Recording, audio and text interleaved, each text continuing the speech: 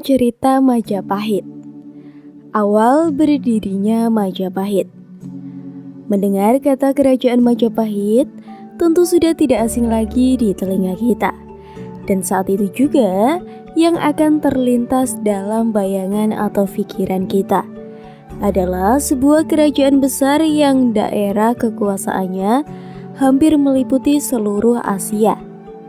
Selain itu, yang kita ingat adalah sebuah sumpah yang akhirnya menyatukan Nusantara, yaitu Sumpah Palapa, yang diucapkan seorang Mahapati gagah perkasa dan sangat sakti yang kita kenal dengan nama Gajah Mada. Namun, di balik besarnya kekuasaan Majapahit, tentu tidak akan pernah bisa lepas dari sebuah perjalanan panjang. Mulai dari awal berdirinya hingga akhirnya mampu mencapai masa keemasan, serta berbagai pemberontakan dan gejolak yang terjadi di dalamnya. Namun kali ini kita akan membicarakan tentang awal berdirinya kerajaan Majapahit. Bermula dari adanya serangan Jayakatwang yang menyerang kerajaan Singosari. Raden Wijaya yang bertugas menghadang pasukan di sebelah utara ternyata mendapati serangan lebih besar dilancarkan dari arah selatan. Raden Wijaya pun kembali ke istana, melihat istana yang porak-poranda dan terbunuhnya Kartanegara. Akhirnya Raden Wijaya melarikan diri bersama tentaranya yang sangat setia terhadapnya. Setelah dirasa aman, Raden Wijaya melanjutkan pelariannya menuju Madura, meminta perlindungan kepada Arya Wiraraja. Sesampainya di Madura, tepatnya di Kadipaten Songenep, sekarang Sumenep, sebuah wilayah di ujung timur Pulau Madura. Raden Wijaya menemui Arya Wiraraja yang saat itu menjabat sebagai Adipati Songonop. Raden Wijaya menceritakan perihal perlarian ke Madura pada Arya Wiraraja. Setelah mendengar semua cerita yang disampaikan oleh Raden Wijaya, akhirnya Arya Wiraraja menyarankan agar Raden Wijaya berpura-pura menyerah kepada Jayakatwang agar mendapatkan kepercayaannya. Raden Wijaya mengikuti saran itu.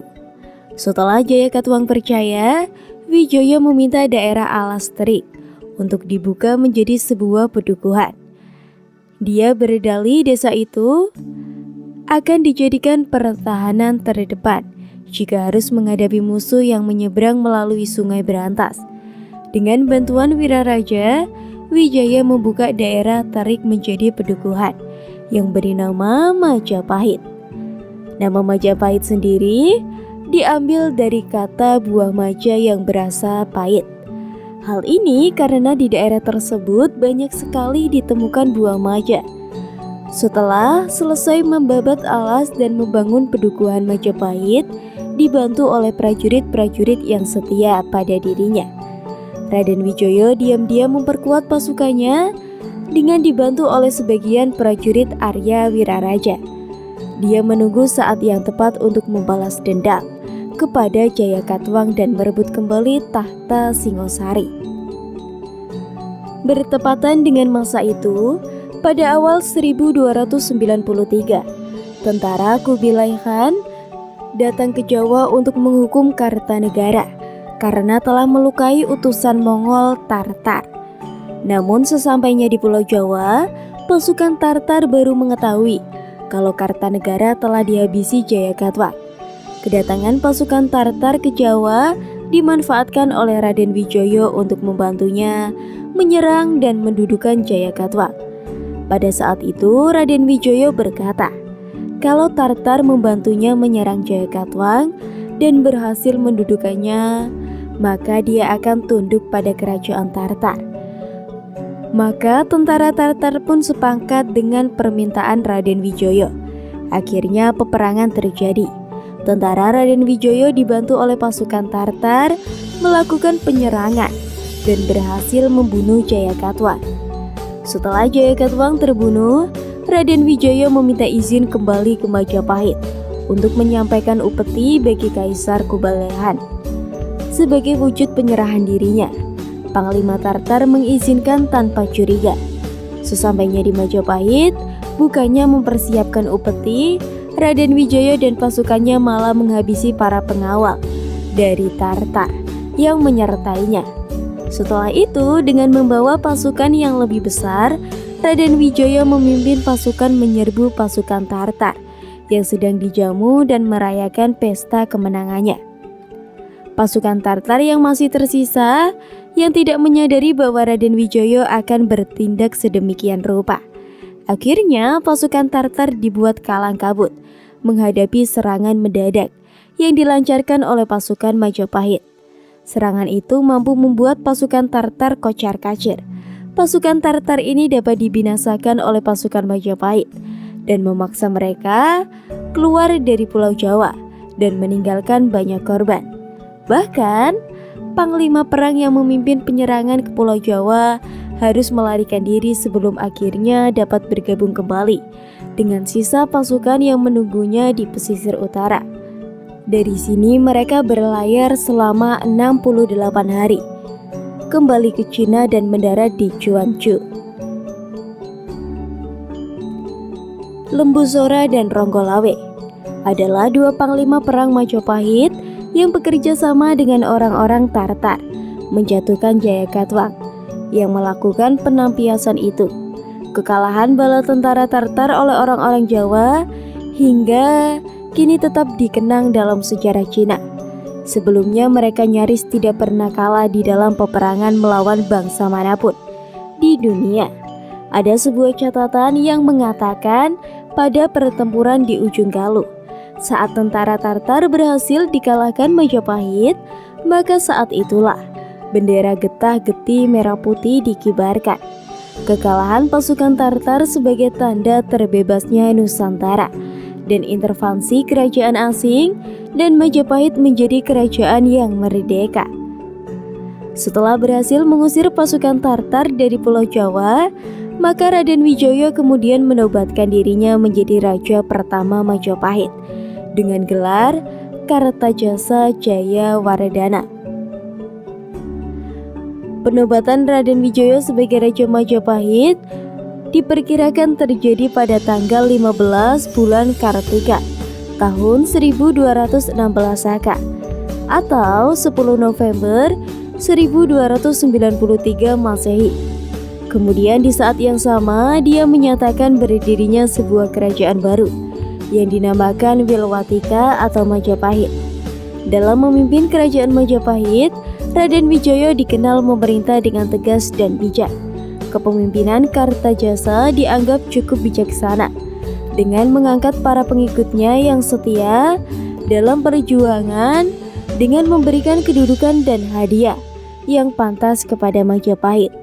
Diberi daerah khusus Madura dan diberi kekuasaan atas daerah Lumajang hingga Blambangan. Di samping itu, Arya Wiraraja dan Ronggolawe diangkat sebagai pasungguhan Pranjaya atau pejabat tinggi kerajaan, semacam hulu balang istana yang bertugas merencanakan dan mengambil keputusan tentang seluk-beluk pemerintahan yang harus dilaksanakan para pejabat di bawahnya. Nambi diangkat menjadi patih, Ronggolawe juga dianggap sebagai adipati Tuban, dan Lembu Sora sebagai Patidaha atau Kediri. Demikianlah sebuah catatan berdirinya kerajaan besar di Nusantara, yang pada akhirnya mampu menyatukan Nusantara dalam satu payung besar, yaitu Majapahit.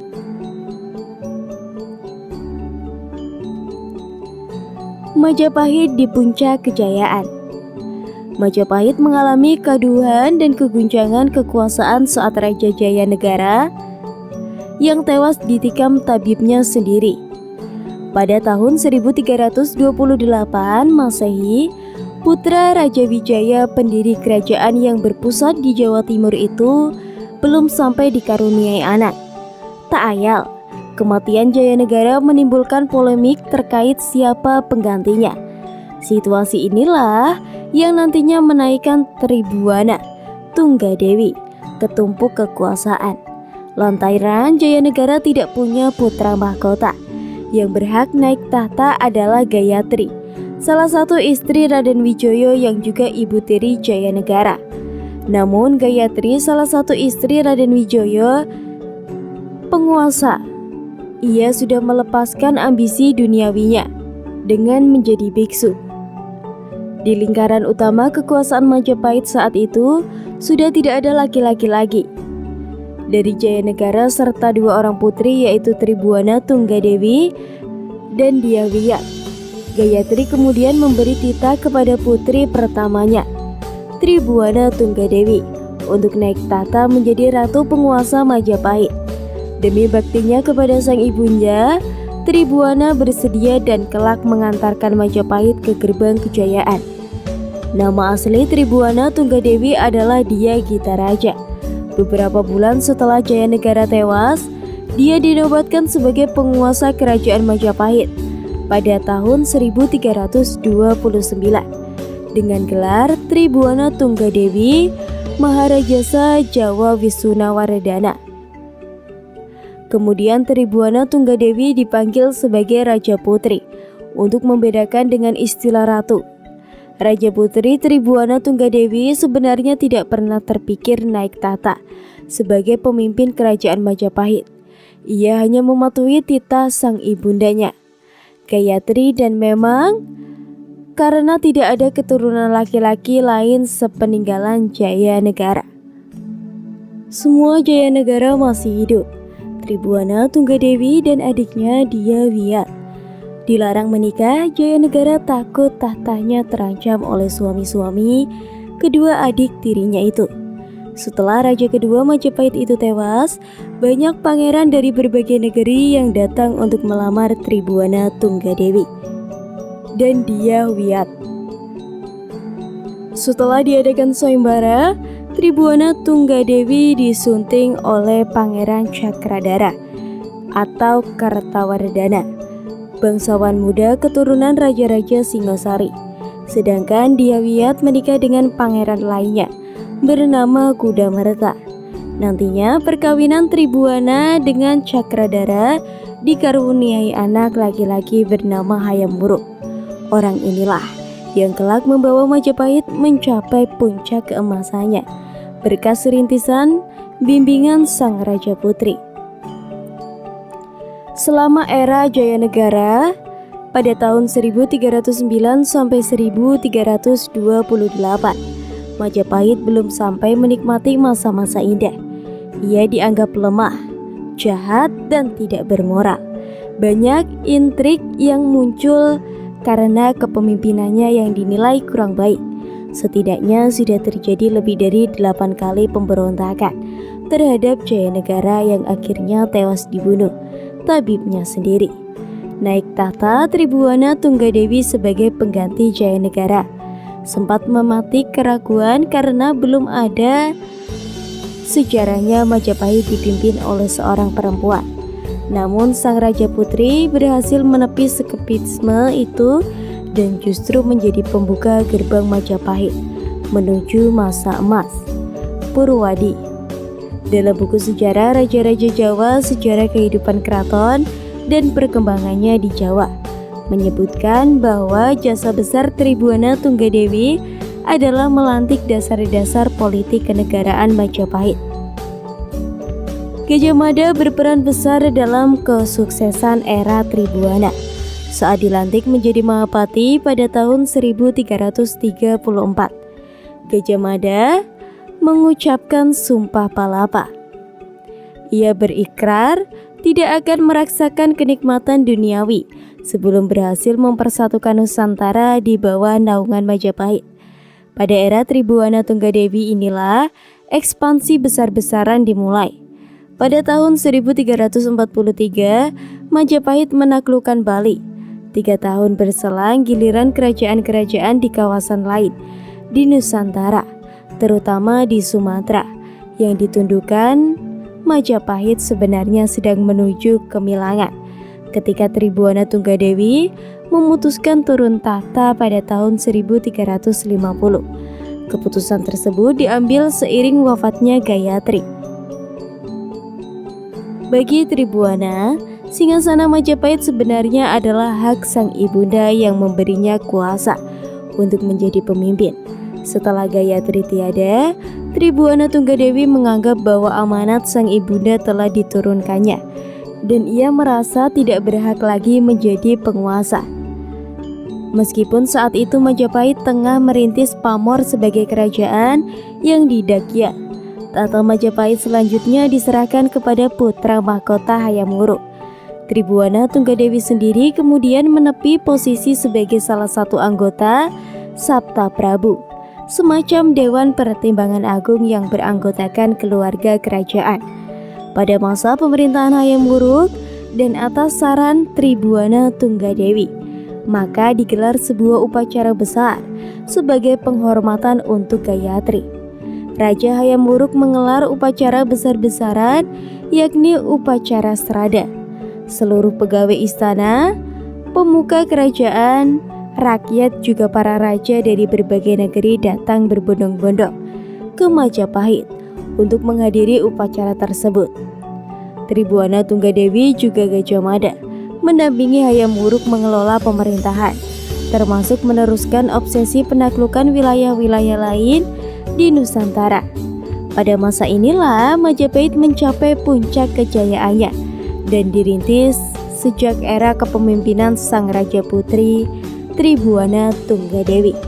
Pada saat inilah, dalam upaya mempersatukan Nusantara, kemudian Mahapati Gajah Mada mulai melakukan politik pemerintahan Majapahit, yang kemudian dikenal kerajaan tetangga dianggap sebagai mitra dan berdiri sejajar dengan Majapahit.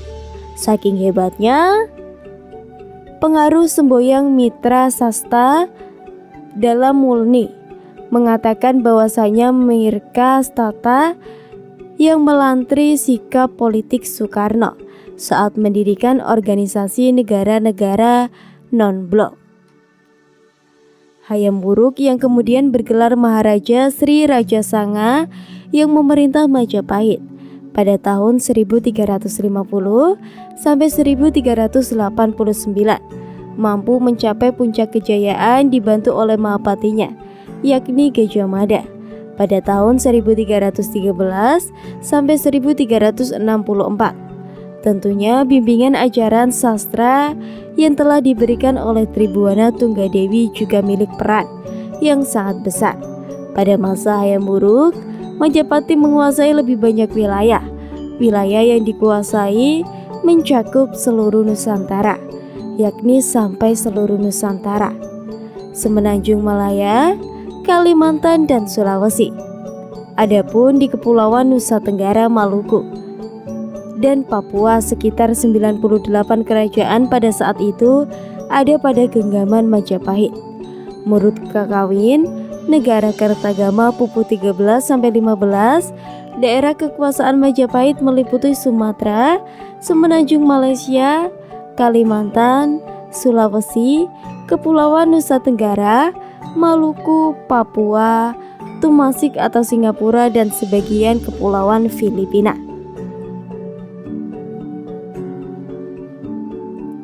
Masyarakat Majapahit umumnya merupakan masyarakat yang majemuk. Wilayah kerajaan Majapahit yang sangat luas dengan segala karakteristik wilayahnya menjadi Majapahit memiliki keragaman yang ditentukan oleh banyak hal. Wilayah di pedalaman yang bersendiakan agraris akan memiliki pola kebudayaan yang berbeda dengan daerah pantai yang bersendikan perdagangan.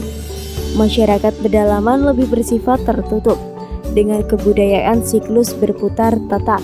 Sementara masyarakat pantai yang secara geografis sering berhubungan dengan bangsa asing lebih bersifat terbuka terhadap hal-hal baru. Kehidupan keagamaan Majapahit menunjukkan pula lumbungan dengan sendi-sendi toleransi yang kuat. Majapahit mengakui dan menghormati dua agama besar saat itu, yakni Hindu dan Buddha, dalam bentuk pengangkatan pejabat keagamaan dan struktur pemerintahan. Semua menjabat menjadi raja. Hayam Wuruk tidak hanya menerapkan kebijakan untuk meninggalkan bidang pertahanan dan keamanan di dalam negeri.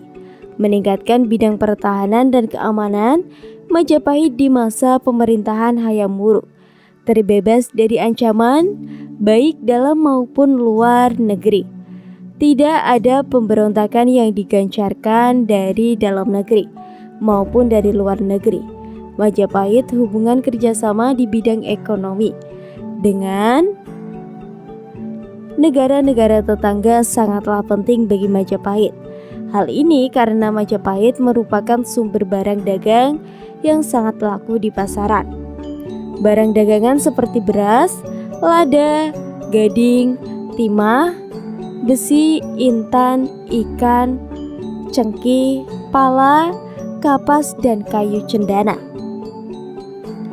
Bidang perdagangan Majapahit memiliki peran yang sangat penting, yakni sebagai produsen dan perantara.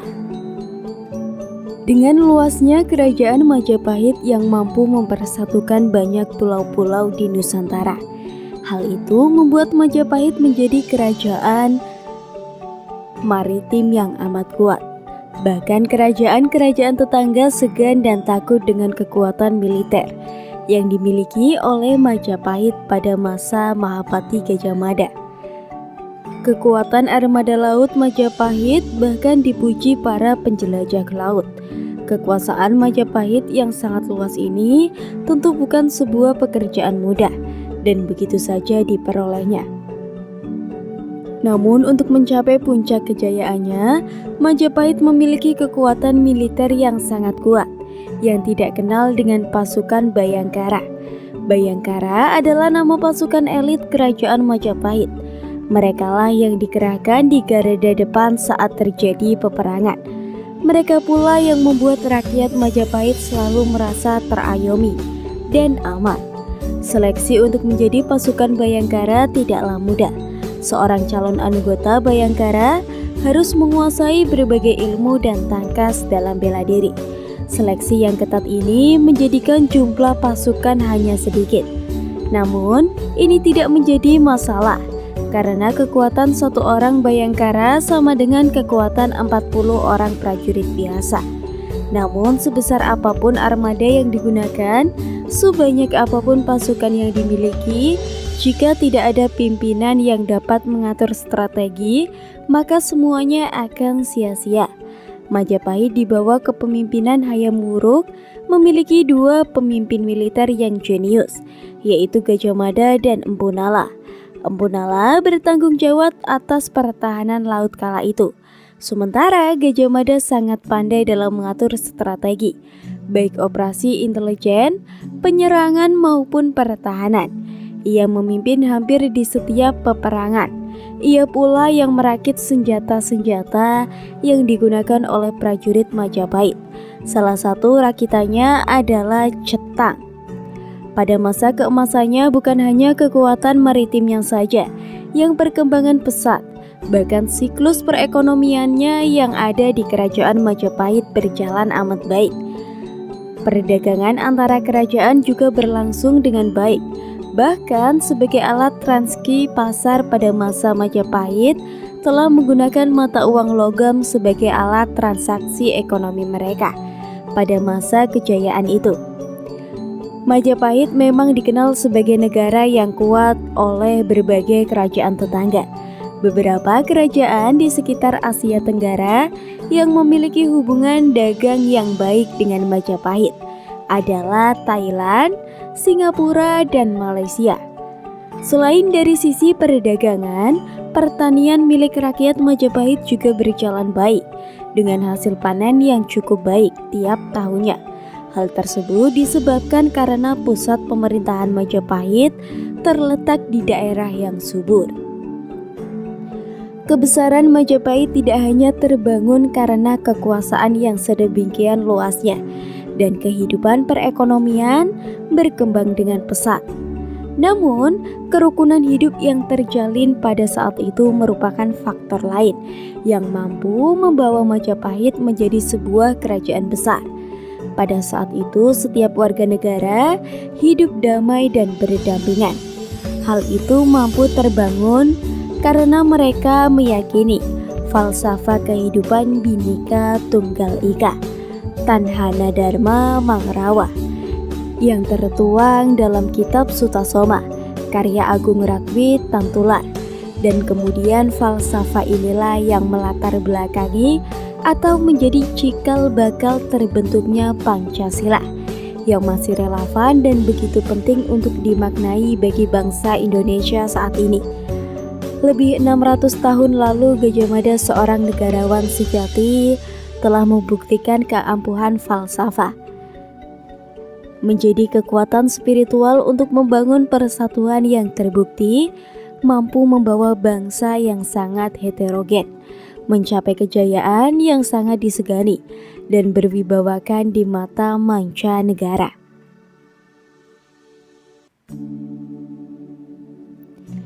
Geohistori Kerajaan Majapahit. Kehidupan masyarakat Majapahit.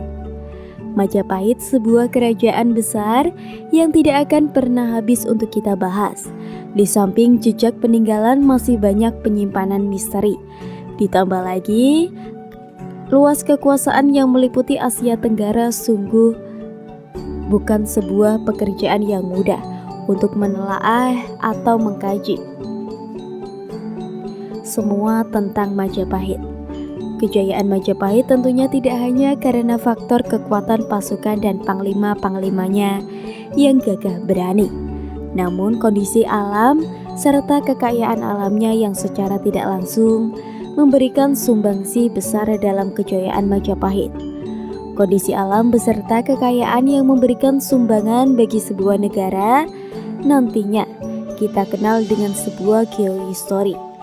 Geohistori adalah sebuah bagian dari ilmu sejarah yang menyelidiki, membahas, dan menetapkan hubungan timbal balik antara keadaan alam dengan aktivitas alam dalam menentukan jalannya sejarah. Alam tidak saja merupakan tentang tantangan, tetapi juga menawarkan keadaan kepada manusia demi kehidupannya, sehingga alam natur menjadi kultur yang dimaksud masyarakat Majapahit. Ialah penduduk wilayah Majapahit pada abad-abad dahulu yang mengikuti sistem sosial yang menduduki kebudayaan yang berlaku. Masyarakat Majapahit ini tinggal di wilayah Jawa Timur bagian timur, Jawa, dan Tengah yang mematuhi adat dan tata tertib yang berlaku dalam masyarakat Majapahit. Majapahit yang muncul pada akhir abad ke-13 Masehi yang didirikan oleh seorang menantu raja yang kita kenal dengan nama Raden Wijaya, di mana proses pembangunan didukung sepenuhnya oleh Arya Wiraraja, seorang adipati Sumenep, beserta pasukan dari Sumenep. Seiring perkembangnya Majapahit dipersiapkan memiliki organisasi sosial yang lebih kompleks bila dibandingkan dengan organisasi sosial dari kerajaan lain yang mendahuluinya. Perubahan zaman membawa perubahan orientasi, terutama yang menyangkut perekonomian sebagai unsur utama untuk kelangsungan hidup suatu bangsa. Majapahit dianggap sebagai masyarakat hidropolik dan masyarakat kota perdagangan. Kita mengetahui bahwa kerajaan Majapahit adalah sebuah negara agraris yang seni komersial, hasil bumi yang berlimpah dari daerah-daerah pedalaman yang subur, diangkut ke berbagai tempat untuk diperdagangkan, baik melalui jalan sungai maupun jalan darat. Banyak para pedagang dari berbagai daerah yang berdatangan ke pedalaman untuk mengumpulkan hasil bumi dan membawanya ke daerah-daerah lain, khususnya ke daerah-daerah pesisir. Dengan demikian, lalu lintas perdagangan dan perlayaran sungai menjadi ramai. Sejalan dengan perkembangan perdagangan antara daerah, di daerah pesisir muncul beberapa kota pelabuhan yang menjadi pusat dan pelayaran antara daerah maupun antar pulau. Basis ekonomi yang dimiliki kerajaan Majapahit telah membedakan sistem sosial kulturalnya dengan masyarakat Malaka. Membedakan sistem sosial kulturalnya bagi semuanya, terutama Mataram, Bali. Demikian pendapat Sartono Kartodirijo. Basis ekonomi Majapahit adalah agraris, semi komersial, Hindu, Mataram agraris, Islam Hindu, Malaka komersial, Islam, Bali agraris, Hindu. Dari basis ekonomi yang berbeda, struktur sosial dari masyarakat tersebut juga berbeda. Peran Sungai Brantas. Kalau kita bicara tentang perdagangan di Majapahit, tentu ada beberapa dari kita mungkin bertanya-tanya, mengapa perdagangan di Majapahit begitu pesat berkembang? Lantas transportasi apa yang digunakan untuk mengirim dan mendatangkan barang-barang dagangan? Inilah salah satu keuntungan Majapahit yang dilalui oleh beberapa sungai besar, yang salah satunya kita kenal dengan nama Sungai Brantas. Jalan lalu lintas pelayaran dan perdagangan yang utama di Kerajaan Majapahit adalah Sungai Brantas, seperti Bengawan Solo, Kali Brantas, dan yang lainnya. Sungai-sungai tersebut menghubungkan kota-kota dan tempat-tempat perdagangan yang terletak di sepanjang perairan tersebut, baik yang ada di daerah pedalaman maupun yang ada di daerah dekat pantai. Beberapa prestasi yang berasal dari Majapahit, bahkan yang berasal dari zaman sebelumnya, telah menunjukkan kepada kita bahwa lalu lintas melalui sungai ini telah menduduki tempat yang sangat penting dalam kehidupan sosial dan ekonomi. Beberapa kota pelabuhan yang penting di Majapahit pada abad ke-14 ialah Canggu, Surabaya, Gresik, Sidayu, Tuban, dan Pasuruan. Aliran Sungai Brantas dapat dibagi atas 3 bagian. Yang pertama, hilir atas. Ini menempati dataran tinggi Malang sekarang, yang dulunya ditempati oleh wilayah induk Tumampel semenjak Akubutunggal Amentung, sampai pada masa bertatahnya Kertajaya di Kediri. Yang kedua, hilir tengah. Disinilah terletak kota Daha, yang menjadi ibu kota kerajaan Panjalu, untuk kemudian menjadi kerajaan Kediri. Dataran rendah Kediri memanjang dari selatan ke utara, persisnya dari Tulung Agung sekarang sampai Kartosono, dengan diapit oleh 3 gunung, yaitu Gunung Wilis sebelah barat, Kompleks Gunung Arjuno, Anjasmoro, serta Kawi Kelut di sebelah timurnya. Yang ketiga, hilir bawah. Dataran rendah ini membujur barat timur dari Kertosono sampai delta Sungai Brantas. Sebelum sampai awal delta tersebut, terletak pusat kerajaan Majapahit tak jauh dari Trowulo, sekarang di Kabupaten Mojokerto. Bagian hilir Brantas di sekitar Mojokerto mulai Kertosono Sungai Brantas membelok ke arah timur karena alirannya menabrak pegunungan Kendang Tengah. Di situ sungai tersebut kemasukan anak sungai dari barat, yakni Sungai Widas. Anehnya, tanah di Mojokerto terdiri atas untur liat, kapur asam arak. Tentang keanehan ini, Moher menulis demikian: ada 2 kemungkinan mengenai terjadinya. Pertama, hadirnya kapur dalam tanah itu disebabkan oleh bahan kapur yang berasal dari tempat lain, kemudian oleh air Sungai Brantas diendapkan di situ. Kedua, kapur tersebut memang terbentuk setempat, artinya dasar dari tanah itu memang berupa batuan kapur. Antara hilir atas dan tengah ada daerah Blitar. Sekarang di lereng selatan Gunung Kelut itu terletak Candi Penataran. Meskipun ini tidak penting untuk dibahas secara khusus, daerah ini pernah dipotong oleh perbatasan kerajaan Panjalu dengan jenggala yang mengikuti garis lurus dari utara ke selatan melalui puncak Gunung Arjuna, Anjasmoro, dan Kawi. Kemudian terus menuju ke Samudra Hindia. Pada garis itulah terletak Kali Leksa sebagai anak Sungai Brantas. Sungai Brantas pola alirannya melingkar. Mata airnya ada di lereng kompleks Gunung Arjuna, Anjasmoro.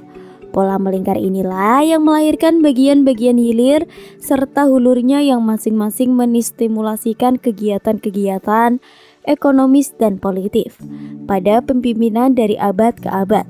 Antara hulu dan delta sungai tersebut terletak daerah rendah, Pasuruan, dan daerah Pelna, Lawang sekarang yang pernah ditempati ibu kota kerajaan Singasari. Keberadaan Sungai Brantas sangat berpengaruh terhadap kekuatan politik, berbagai kerajaan di Jawa Timur, tinjau geografi politik seluruh alirannya dari hulu sampai muara dapat dikuasai oleh satu kerajaan. Maka dapatlah kerajaan yang bersangkutan tumbuh menjadi kombinasi negeri agraris maritim yang ideal. Cukup sekian cerita yang dapat saya sampaikan. Mohon maaf apabila ada kesalahan kata atau kata-kata yang kurang tepat. Tetap dukung channel Babat Nusantara dengan cara like, komen, dan subscribe. Saya pamit. Rahayu, rahayu, rahayu.